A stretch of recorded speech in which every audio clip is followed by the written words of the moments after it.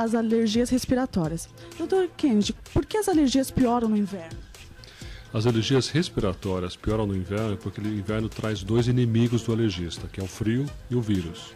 São fatores físicos que, quando em contato com as vias aéreas, eles lesam as vias aéreas, desencadeando então uma reação alérgica mais intensa. E o que é a alergia respiratória? A alergia respiratória se caracteriza essencialmente por conjuntivite alérgica, rinite alérgica e asma. Asma, pelo leigo, seria bronquite alérgica ou asma brônquica. Nós, alergistas, usamos o termo asma. Quais são as substâncias que causam as alergias?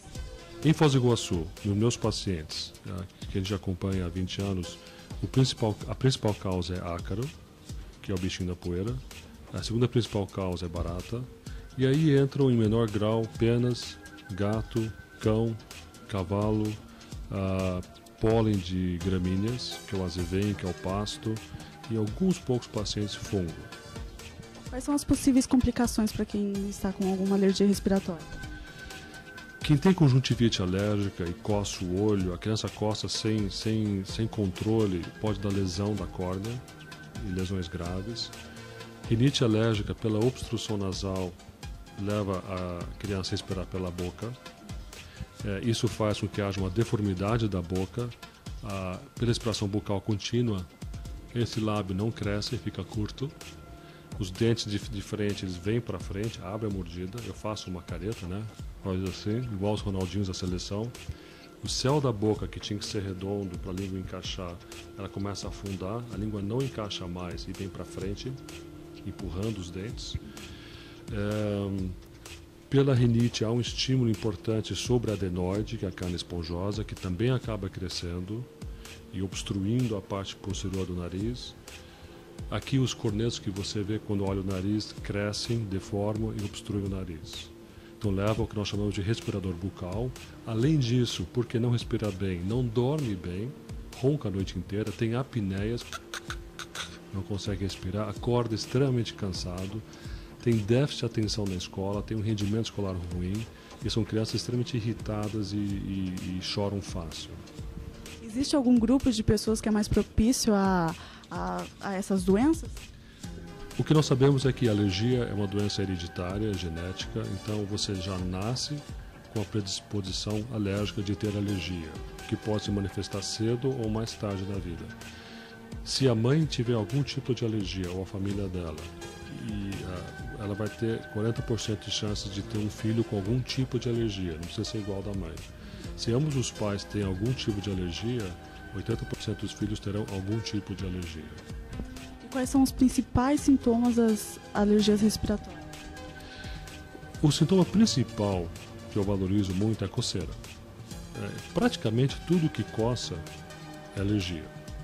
Então, o olho que coça traduz uma conjuntivite alérgica, o nariz que coça muito traduz uma rinite alérgica. Bebê, por exemplo, a gente valoriza muito o bebê que esfrega a cara na roupa da mãe.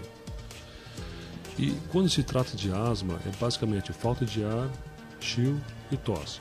Quando eu falo em chio, o leigo entende que ronqueira é chio. O chio é o miado de gato. Então esse é o chio. Então tem esses três sintomas, se trata de bronquite alérgica ou asma. Como é feito o diagnóstico? O diagnóstico é essencialmente clínico, pela descrição da mãe, pelo exame físico. E nós sempre complementamos a avaliação, algumas vezes com endoscopia, videoendoscopia, para visualizar realmente por que o nariz tranca. Fazemos testes cutâneos para identificar quais são as causas da alergia. Para alergia de pele, ainda fazemos testes de contato para identificar quais produtos químicos em contato com a pele lesam a pele. E para avaliar a função pulmonar, é feita uma prova de função pulmonar para ver se tem danos, se tem inflamação crônica, se responde bem à medicação ou não. Caso que a pessoa perceba que está com algum tipo de alergia, ela pode se automedicar? Eu acho que é difícil a automedicação em alergia. O leigo tem dificuldades em saber qual é o melhor remédio. Eu acho que muitas vezes o próprio balconista de farmácia, que com boas intenções tenta orientar, ele também tem dificuldades. É uma área que as pessoas têm dificuldades, porque os medicamentos são bem específicos, têm que ter orientação para usar.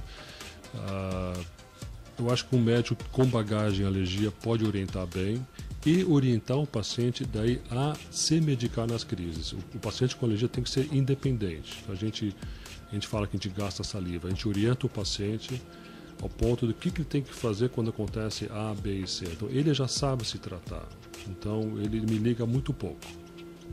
Então, principalmente nós que moramos numa cidade como Foz do Iguaçu, o certo mesmo, então, é procurar um alergista. Não, assim, percebeu que tem alguma alergia, tentar fazer alguma coisa. Sempre procurar ter certeza do que é com um profissional.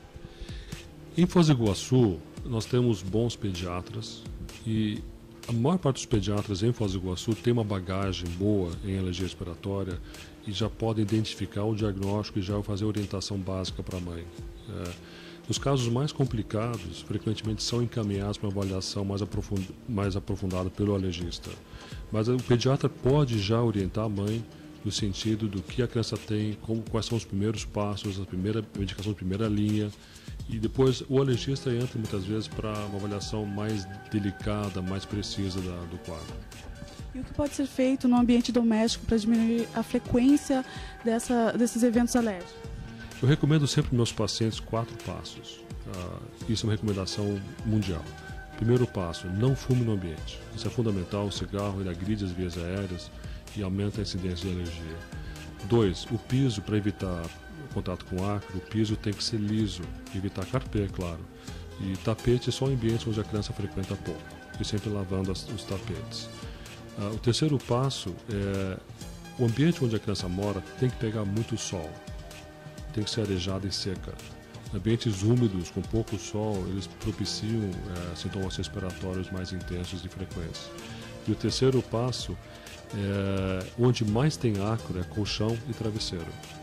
Okay? De tal maneira que as pessoas não sabem disso, mas um colchão de uma criança tem em torno de 2 milhões de ácaros e 30 milhões de partículas de fezes de ácaros. E ela respira isso todo santo dia. De tal maneira que isso vai aumentando a alergia da criança. Né? E nós recomendamos uma capa antialérgica, que pode ser feita pelo próprio paciente, uma capa impermeável ou comprado em lojas especializadas. Isso faz uma diferença muito grande. E o sofá também, onde a criança deita para ver televisão, o ideal é que seja um sofá impermeável de couro ou algo similar. Existe algum tecido apropriado para não causar alergias? Tudo que é impermeável, na verdade assim, o colchão entra na capa e essa capa bloqueia a passagem do ácaro e das partículas dele para as vias aéreas. Aí você, uma vez por semana, limpa com pano úmido. Então, tudo aquilo que bloqueia a passagem resolve. O plástico resolve, mas não é confortável. Então, existem capas especiais para isso, que pode ser comprado. E, eventualmente, o paciente pode criar alguma coisa impermeável